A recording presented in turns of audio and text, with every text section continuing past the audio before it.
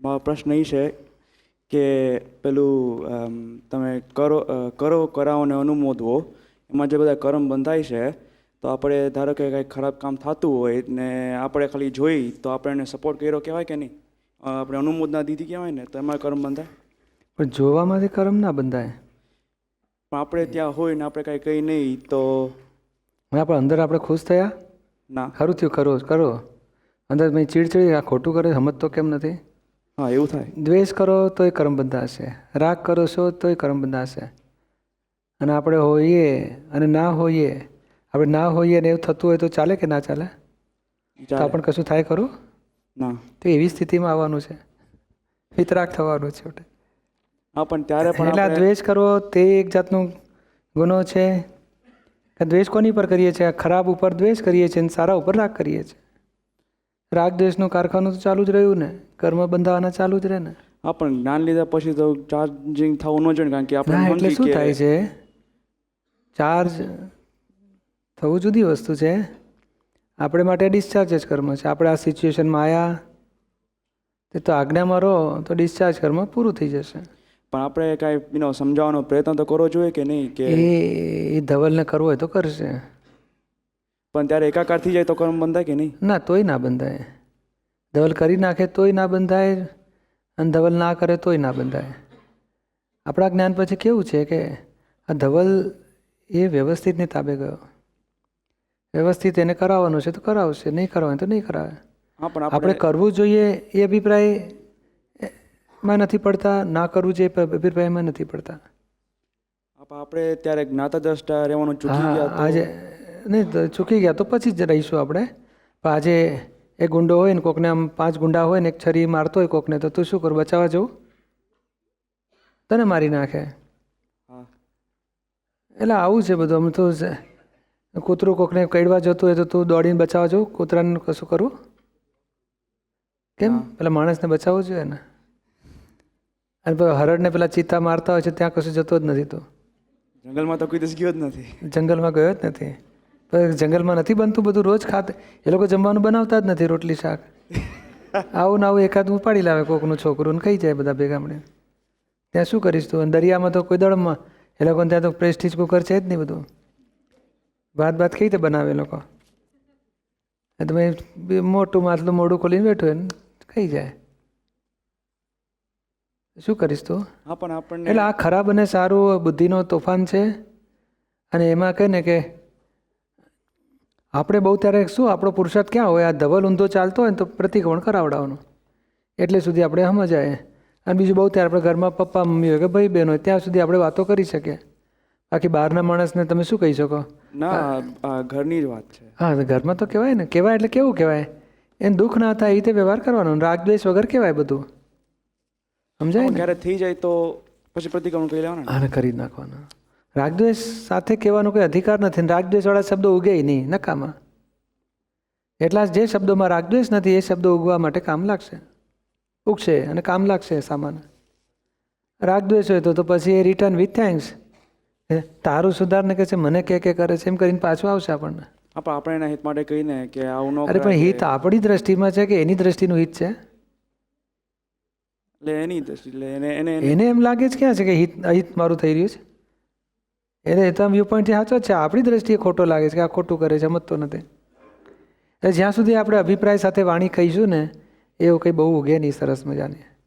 તો આપણે અભિપ્રાય બદલો કેવી રીતે? હા, એને શુદ્ધાત્મા જુઓ. પ્રકૃતિ ભરેલો માલ ખાલી થાય છે માટે નિર્દોષ છે. શુદ્ધાત્મા એ નિર્દોષ છે માટે દોષિત નથી એને. અને આજે એનું કેમ આવું વર્તન થયું? તો પહેલી સમજણ ઊંધી હતી તેથી આવું વર્તન થાય છે. એ સમજણ, હે દાદા ભગવાન એવી કૃપા કરો કે એની સમજણ બદલાય. અને એવી આપણે ભાવના રાખીએ, પછી તપ કરીએ, પછી કોઈક વખત ઉદય એવો આવે ને 2 શબ્દ કહીએ એની સમજણ પડી જાય અને એનું પછી ધીમે ધીમે વર્તને ફરશે. એટલે આપણે વ્યવસ્થિતને સોંપવું પડે. એટલે હું સુધારી નાખું એ બહુ મોટો રાગદ્વેષનું કારખાનું છે. કોઈને સુધારવા જવું, આપણે સુધર્યા હોઈએ નહીં ને કોઈને સુધારવા જઈએ, સી રીતે સુધરે? હા, એ વાત સાચી. તો આપણે જે અભિપ્રાય પાડેલા હોય તો આપણે એને આપણે એમ કહેવાય કે આવું ન હોવું જોઈએ, તો એ અભિપ્રાય ફરી ગયા કહેવાય? ના, એનાથી છૂટતા જાય. એનાથી છૂટતા જાય, અભિપ્રાય ઓછા થતા જાય. ઓછા થતા જાય. અહીં એ જ પ્રશ્ન છે, મારે નામ નથી દેવું. આપણો જાણીતો માણસ કોઈ ખોટે રસ્તે જતો હોય તો એને જવા દેવો કે એને રોકવો જોઈએ?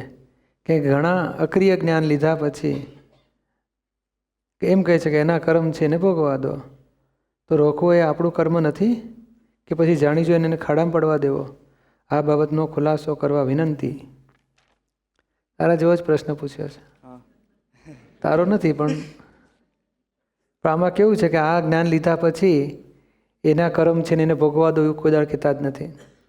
હા, એક વસ્તુ ચોક્કસ છે કે આજે તમે બહારના માણસોમાં તમે કેટલું કરી શકો એ ફક્ત કહીને કે ચર્ચા માટે જ હોય છે. બે જણા બેઠા હોય ને કે પેલા માણસને જો એક્સિડન્ટ થયો તો તું શું કરું? હું તો એને ડૉક્ટર પાસે લઈ જાઉં, મારી ગાડીમાં બેસાડી લઈ જાઉં. ચર્ચા જ કરવી. અને ખરેખર બને ને તો કે જતો જ રહે, ગાડી આગળ હાંકી દે. એટલે આ ચર્ચા કરવા માટે હોય છે બધું. ખરેખર જો આપણી ઘરની વ્યક્તિ હોય ને તો રોકવા માટે બધા જ ઉપાય કરવા જોઈએ. છોકરો ઊંધે રસ્તે જતો હોય ને તો બે ઠોકીએ દેવાય કોક દાડો. એટલે એને ખાડામાં જાણી જોઈને ખાડામાં પડવા દેવો ના જોઈએ. પણ જ્ઞાન શું કહે છે કે દેહની ક્રિયાનો કરતા થઈને કામ કરવાનું નથી. ધવલનો હું કરતા છું એમ કામ કરવાનું નથી. ધવલ પાસે કરાવો અને આપણે શુદ્ધાત્મામાં રહો. અને શુદ્ધાત્મામાં રહીને જો કશું ન કરતા હોઈએ તો પછી શુદ્ધાત્મા ખરેખર કરતો જ નથી. ધવલ સારું કરે તોય શુદ્ધાત્મા કરતો નથી, ધવલ ખરાબ કરે તોય શુદ્ધાત્મા કશું કરતો નથી. એ જાગૃતિમાં રહેવાનું કે ના, આમાં કાર્ય સંજોગાધીન છે. આજે એ કોઈ ખોટે રસ્તે જતો હોય એને આ અહીં ચર્ચા કરે છે, પણ જો ખરેખર તપાસ કરીએ ને કે જીવનમાં આપણી છોકરીઓ હોય કોઈક જોડે પરણવાની હોય, નથી અટકાવી શકતા આપણે. કેટલું હોય કે ભાઈ ખોટે રસ્તે જાય છે, બેટા ના કરીશ ના કરીશ, પણ કોઈ માનતું જ નથી. એટલે આ શું છે, પ્રેક્ટિકલ થવું જોઈએ. આપણે બધા જ ઉપાય કરો, પણ એની રીતે ઉપાય કરો. એની રીત એટલે શું? તો કે એવી સરસ રીત હોવી જોઈએ કે એનું મન ફરે, છોકરીને પ્રેમ દેખાડો. એટલો બધો પ્રેમ મા બાપ તરફનો હોય તો છોકરો ઊંધું જાય જ નહીં પછી. આ તો બાપપણું કરવા જાય, માનતો નથી, હું કાઢી મૂકીશ, પછી જતી રહેશે જાણી જોઈને. એટલે એને કઈ રીતે સુધારવું ને એ બહુ મોટો રસ્તો છે. એટલે અહીંયા કંઈ ખોટે રસ્તે જતો હોય તેને જવા દેવો તો કે ના જવા દેવાય. એને રોકવો જોઈએ તો કે રોકવો જોઈએ, પણ એવી રીતે રોકવો જોઈએ કે એની પર રાગદ્વેષ ના થાય અને એ માણસને પણ આપણી પર રાગદ્વેષ ના થાય.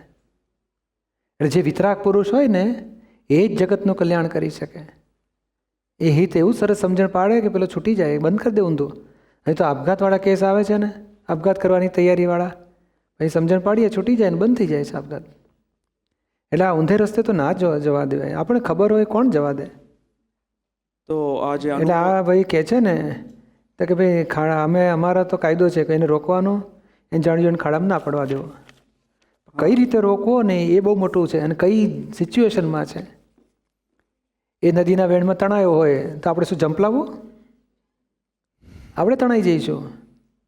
એટલે આવું બધું છે, કઈ સિચ્યુએશન છે, બહુ મોટો આધાર છે. એટલે હા, આપણી ભાવના 100% રાખો કે જગત ઊંધા માર્ગેથી પાછા ફરો, સાચી સમજણમાં આવો, સુખ શાંતિને પામો, મોક્ષનો માર્ગ પકડો. એની જબરજસ્ત ભાવના રાખવાની છે, અને આપણે કુદરત નિમિત્ત બનાવશે. અને આ જે અનુમોદના થાય છે તો એ કેવી રીતે થાય છે, જો આવી રીતે ન થતું હોય તો? અનુમોદના એ વસ્તુ જુદી છે આખી. અનુમોદના તો અજ્ઞાનતાથી બધું, જ્યાં સુધી કરતા ભાવ હોય છે ને, એ કરતા ભાવ પછી અનુમોદનામાં કાં તો રાગ કરે ને કાં તો દ્વેષ કરે. એટલે અજ્ઞાનતાવાળો ગમે ત્યાંથી પોતે બંધાતો જ હોય છે. એ સારું કામ કરે તોય બંધાય છે, ખરાબ કામ કરે તોય બંધાય છે, કામ ન કરે તોય બંધાય છે, અને કામ કરતો હોય તોય બંધાય છે. સમજાય છે ને? જય સચિદાનંદ. કેમ તો કે હું જ કરું છું, મારે નથી કરવું તોય બંધાય છે, મારે કરવું છે તોય બંધાય છે. અજ્ઞાનતા છે એટલે. અજ્ઞાનતાથી. જય સચિદાનંદ. દીપાલી, પુણે. મને મારાથી આમ નથી થતું કાંઈ, એનું ફ્રસ્ટ્રેશન બહુ થાય છે, તો શું કરવું? ક્યાં છે દીપાલી? હા, આ મારાથી આમ નથી થતું કાંઈ એવું જ્યારે ઊભું થાય ને, તે સંજોગ ઊભા થાય ત્યારે એવું થાય ને? હા, પણ બુદ્ધિ એવું બતાવે કે એમ કે વ્યવસ્થિત છે એમ કરીને મતલબ ટાળી દે છે કે નથી થતું, એ તો છે જ ને ફેક્ટ એમ. હા હા, પણ નથી થતું એ એવું કોણ બતાડે? બુદ્ધિ બતાડે છે. હા હા, તો આપણે મેં જુદા છીએ ને. બુદ્ધિ બતાડે નથી થતું તો આપણે કહ્યું 10 વખત બોલ, હે દાદા ભગવાન, આ કામ સંભાવે નિકાલ કરવાની શક્તિ આપો, આ ફાઇલનો સંભાવે નિકાલ કરવાની શક્તિ આપો. એવું ફાવે કે ના ફાવે 10 વખત બોલાવડાવવાનું? હા તો આજ કર્યા કરો ને ભાગાકાર. કે પેલું બંધ નહીં થાય, આપણે નવું સુધારો. સમજાય ને? શક્તિ માંગતી રહો. હા, એ બતાડે ને કે નથી થતું, તો કે નથી થતું એ તો સ્ટેશન પર ઊભા જ છીએ. તમારે આગળ પહોંચવું છે. હે દાદા ભગવાન, આ ફાઇલનો સંભાવે નિકાલ કરું, એ મને શક્તિ આપો. એ 5-10 વખત બોલશો ને, આમાં એ છે ને આપણે આપણું ધાર્યું થાય છે આ દુનિયામાં. ના. અને આપણે જે કંઈ એમથી કંઈક કઢી બનાવી હોય તો 15-20 સંજોગ હોય તો બને ને. નહીં, લોટ જોઈએ, છાશ જોઈએ, મીઠું જોઈએ, પાણી જોઈએ, મસાલા જોઈએ, તેલ જોઈએ, વઘાર્યું, તપેલી, બધું જોઈએ ને, ચૂલો, દિવાસળી ને બધું. તો કેટલા બધા એવિડન્સમાં આપણે તો કશું કરતા જ નથી ને. આપણો ભાવ જ છે કે મારે સરસ કઢી બધાને જમાડવી છે. તે ભાવમાં કંઈ થોડું આપણે આવડત કે ના આવડતની જરૂર છે. ના. તો ભાવ વધારો ને તમે સરસ મજાના. કે નહીં, ધારો કે સત્સંગનો પ્રોગ્રામ હોય અને આપણે કંઈક પ્રસાદ, તો કે મારે એવું સરસ બધાને હેલ્પ કરવી છે, બધાને પીરસવું છે, બધાને જમાડવા છે, બધાને સેવા કરવી. ભાવ કરો. એમાં પછી નથી કરવું, કંઈ નથી થતું એમ જરૂર જ નથી ને ભાવની. તો સમજાય વાત છે ને? હા. એટલે ભાવ આપણે બગડવા ના દેશો. ભાવ નથી થતું એમાં આપણે બુદ્ધિ શું કે કામ ના થતું હોય ને ત્યારે એમ સમજવું જોઈએ કે સંજોગો ખૂટે છે માટે કામ થતું નથી, મારી આવડત નથી માટે કામ થતું નથી. એ આપણે ભોગવટામાં લેવાની જરૂર નથી. અહંકાર ભોગવટો લઈ લે છે. મારામાં આવડત નથી, હું નથી કરી શકતી, કે આવું કેમ થશે, મારાથી કામ નથી થતું. પણ સંજોગ મળશે તો કામ થઈ જાય છે ને. આવડી છોકરી મોટી થઈ જ ને વળી. હા. તમે નથી કરતા તોય થઈ ગયું કે ના થઈ ગયું? એ તો પણ ઘરના છે ને બધા. હા, એટલે બધું હોય જ. એ નિમિત્ત મેળાને ભેગા મળીને પૂરું થઈ જશે. રોજ જમે છે ને ઘરના બધા? હા. તો પછી તમે કંઈ ભૂખ્યા રાખ્યા બધાને? હા, અને આવડા મોટા થયા તો ખરા જ ને આપણે. જાતે કપડાં પહેરતા આવડે, બધું આવડે તો છે જ ને. કે આવો હા, દુનિયાની 2-4 આઈટમ ના આવડે એમાં ક્યાં દુઃખી થવા જેવું નથી. અબજો આઈટમ છે એમાં 2-4 તો બધાને ના જ આવડતી હોય ને. બધાને અબજો આવડતી હશે? ના. હા, બધા થોડી ઘણી ઓછી જ આવડતી હોય, 2-5 જ આવડતી હોય ખરેખર તો. 2-5 આવડે એમાં તો શું એ અહંકાર ચગી ગયો, આપણે આવડે છે ને આને કાંઈ આવડતું નથી.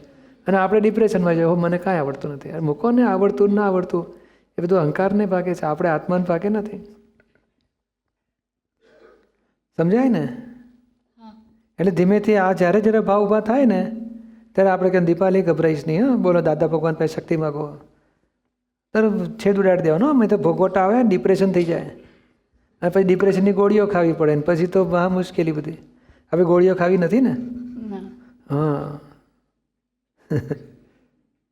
મોહ રાગની ફાઇલ માટે થયેલા મારા દોષો દેખાતા નથી તો શું કરવું?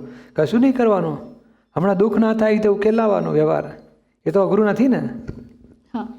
અને દુઃખ થઈ જાય તો પ્રતિકોણ કરવાનું. બીજું બહુ ઊંડા ઉતરવાની જરૂર જ નથી કે મોંથી મેં દુઃખ આપ્યું કે રાગથી આપ્યું કે એની ભૂલ છે કે મારી ભૂલ. મારે કોઈને દુઃખ આપવું નથી. એ તો સહેલામાં સહેલું છે ને. આટલું જ નક્કી કરવાનું કે હે દાદા ભગવાન, મને એવી શક્તિ આપો કે મારા મનથી, વાણીથી, વર્તનથી કોઈને દુઃખ ના આપવું. રોજ રાત્રે 10-15 મિનિટ બેસવાનું કે દીપાલી કોને દુઃખ આપ્યું આજે તપાસ કરો, તો આપણને ખબર પડી જશે. મોટાને તો આપણે દુઃખ આપવાના જ નથી ને એ લોકો આપણને આપી જતા હોય છે. આપણી ઘરની પછી નાના છોકરા ઉપર કાઢી નાખીએ તો આપણે છોકરાને દુઃખ આપ્યું, પ્રતિકોણ કરો અંદર બેઠેલા શુદ્ધાત્મા પાસે. અને મોટાને દુઃખ તો આપતા નથી, મનમાં બહુ ભાવ બગાડી નાખ્યા છે જબરા. એટલું બધું પાછળ પડે છે. આમ કરતા જાય કામ કર્યા કરીએ, શું કરીએ? તો એની કરતાં શુદ્ધાત્મા જુઓ ના, એમનો દોષ નથી, મારો હિસાબ છે, સંભાવે નિકાલ કરવો છે. તમે જ્ઞાન લીધું ને? હા, જ્ઞાન તો 5 આજ્ઞા ધીમે ધીમે વાપર કરો ને છૂટથી. જે જેમ કે જેની સાથે દોષ વધારે થતા હોય આપણા, એટલે ભાવ ખરાબ હોય, એ તરત ખ્યાલ આવી જાય એમ. જેમ કે ફાઇલ નંબર 4 મારા મતલબ મધર ઇન લો કે તો તરત સૌથી પહેલાં દેખાવાનું સ્ટાર્ટ થાય. પછી જ્ઞાન લીધાના 6-1 મહિના પછી ફાઇલ નંબર 2નું દેખાવાનું સ્ટાર્ટ થયું. નહીં તો પહેલાં તો મને એમ જ હતું કે ના, બધું સારું જ છે, કંઈ મારા ખરાબ વિચારો જ નથી એમ એમના માટે. કેવી રીતે પણ હજી મને એમ આ ફાઇલ નંબર 3 એટલે મારા બાળકનું કંઈ હજી નથી દેખાતું એમ કે એના પ્રત્યે હું કંઈ દોષ કરું છું કે ના ના, શુદ્ધાત્મા જોજો ને. શુદ્ધાત્મા જુઓ એટલે બધું ચોખ્ખું થઈ ગયું આપણું. પ્રકૃતિનો ભરેલો માલ છે અને પોતે શુદ્ધાત્મા છે, એ દ્રષ્ટિ જોયા કરો કે ના ફાઇલ છે, શુદ્ધાત્મા છે. ફાઇલ સમજાય ને, મારી ફાઇલ નંબર 4 અને પછી અંદર શુદ્ધાત્મા છે. બસ એ પ્રયોગ કર્યા કરો ને. મીના એ કહે છે ખાવાની બાબતમાં હમણાં આપે કહ્યું કે વાતચીતનો પ્રયોગથી કરી ખાવા આપવું, વાતચીતનો પ્રયોગ કરવાનો. પણ પછી એમ કરવામાં શરૂઆતમાં અવેરનેસ હોય, પછી એ જતી રહે, વધારે ખવાઈ જાય, પછી જાગૃતિ હાવ જતી રહે અને સાધના કરવાની બાકી રહી જાય. તો શરૂઆતમાં નિયમો લેવડાવવો જોઈએ કે જેથી કરીને જાગૃતિ વધારે રહે. ના ના, નિયમ પાછું એક જાતનો અહંકાર ઊભો કરવો પડશે. તમારે મીનાબેને લેવો હોય તો લે, ના લેવો હોય તો કંઈ નહીં. અને આમાં તો કેવું છે બેન, આપણે વાતચીતનો પ્રયોગ એક પ્રકાર છે. વધારે ખવાઈ ગયા પછી જાગૃતિ જતી રહે, પછી થોડી વાર પછી ડોઝિંગ તો ઓછું થાય ને, પણ ત્યારે જાગૃતિ તો આવે ને. ત્યારે આપણે મીનાબેનને વાતો કરીએ, મીનાબેન શું ફાયદો કાઢ્યો, ઠોકાઠોક ખાવું છું, એ સુખી થયા, ઘેન ચડે છે, હિતકારી થાય છે. આવું નોર્માલિટી રાખો તો શું વાંધો છે? આવું તે વાતો કરીને છોડી દેવાના. એટલે તમારી સમજણ કઈ રાખો છો કે ના ઉણોદરી કરવી જોઈએ, ઓછું ખાવું જોઈએ, અથવા ચાવીને ખાવું જોઈએ, ભાવતું ઓછું ખાવું જોઈએ, ના ભાવતું ખાવાની છૂટ રાખવી જોઈએ.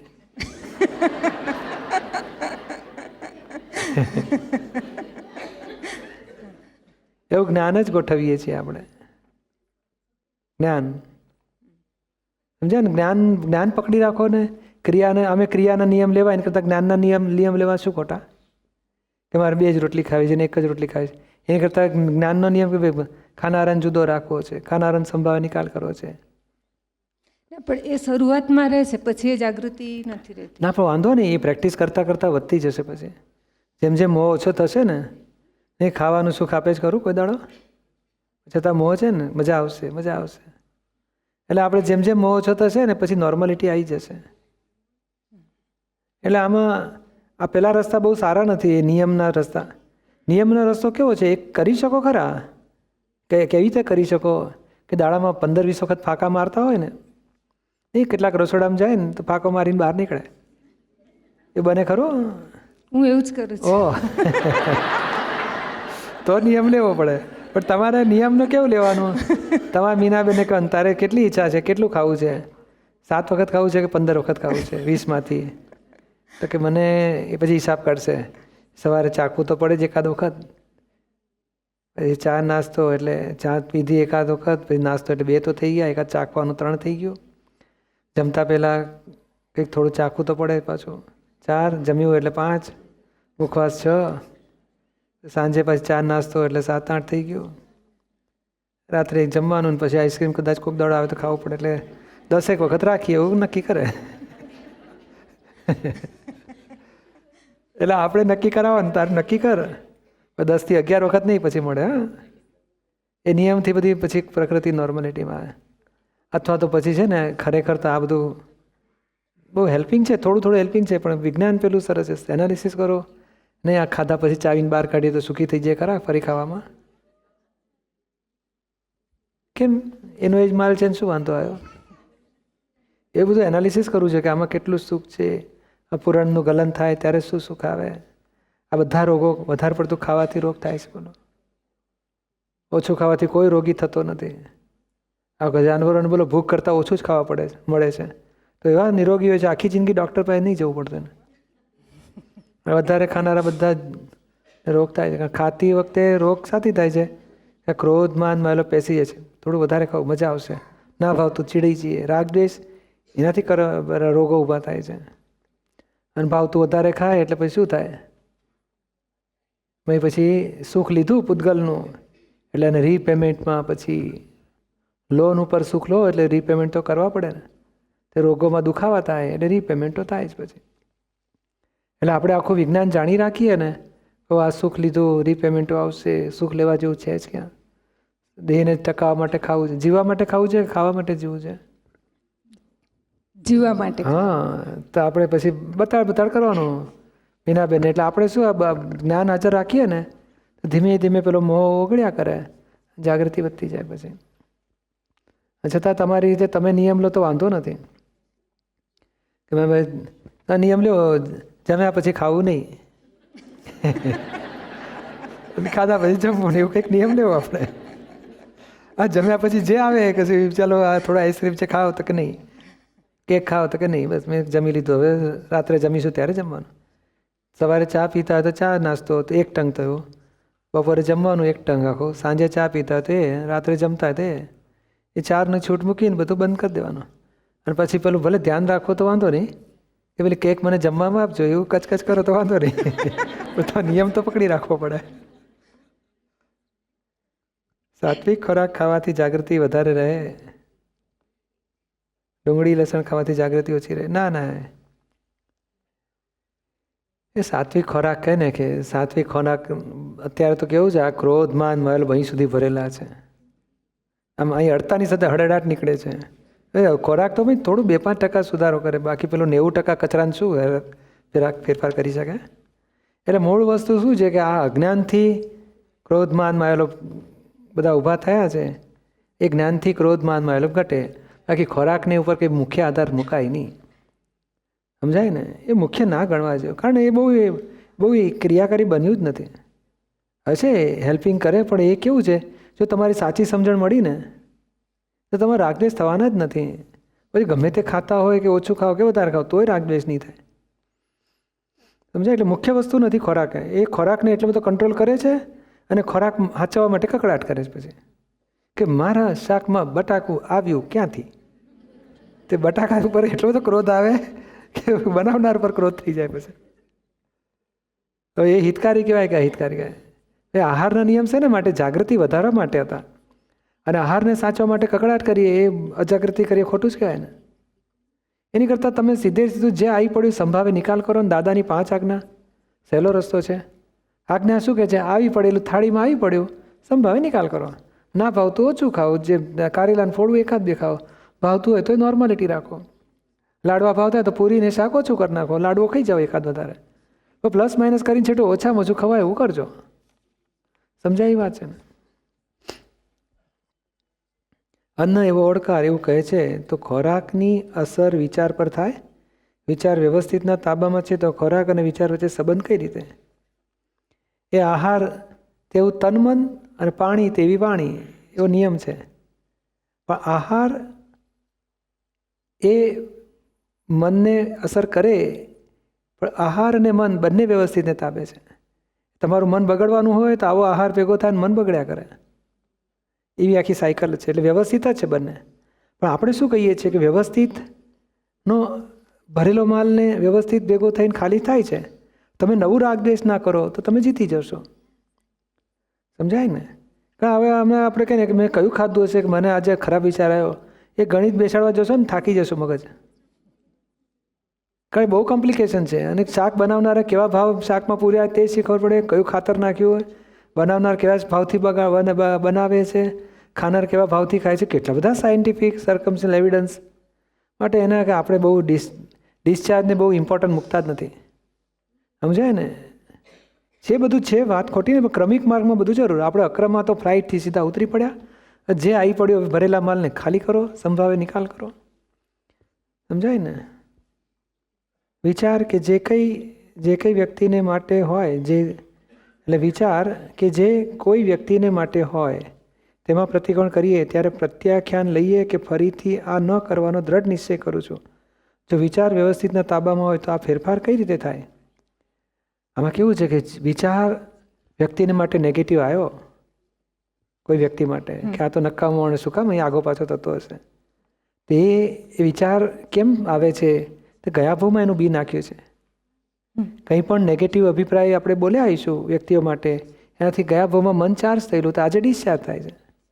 તે ડિસ્ચાર્જ વખતે આપણને ખબર હો આપણે આવું બોલ્યા હતા, જેમ આપણે બોલે ને તું ચોર છે, એટલે પેલી વાવ બોલે તું ચોર છે, તો વાવને આપણે પ્રતિકોણ નથી કરતા કે નવું સુધારે છે કે કોઈને ચોર છે એવું નહીં બોલું, બધા સારા છે બોલીશ, એટલે તમારી વાવ પછી સારા છે બોલે.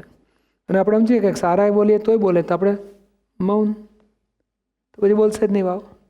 એટલે આપણે આ વિજ્ઞાન જાણી ગયા કે મનમાં ખરાબ વિચાર આવે છે, એની પાછળ ખરાબ અભિપ્રાય ગયા ભાવમાં બંધાઈ ચૂક્યા આવીશું. તો આપણે આજે એ અભિપ્રાયને ધોઈ નાખીએ છીએ. એટલે મનના વિચાર ઉપરથી પોતાના બિલીફોને ધોઈ નાખીએ છીએ અને શુદ્ધ સ્વરૂપે જોઈએ કે ના એ શુદ્ધાત્મા છે, નિર્દોષ છે, પ્રકૃતિનો ભરેલો માલ છે, એવું બધું. એટલે માટે પ્રતિક્રમણ કરવાના, આપણા અભિપ્રાય બદલવા માટે. અથવા તો મનમાં આપણો જે અભિપ્રાય છે કે માણસ ખરાબ છે, તે અભિપ્રાયમાં આપણે સહમત નથી. નહીં તો તન્મય આકાર રહેશો, જો પ્રતિક્રમણ નહીં કરો તો તન્મય આકાર રહેશો, અને તન્મય આકારમાં પેલું પેન્ડિંગ રહેશે અને આપણે જુદા રહીએ અને પ્રતિક્રમણ કરીએ તો પેલું ખરી પડે. સમજાય ને?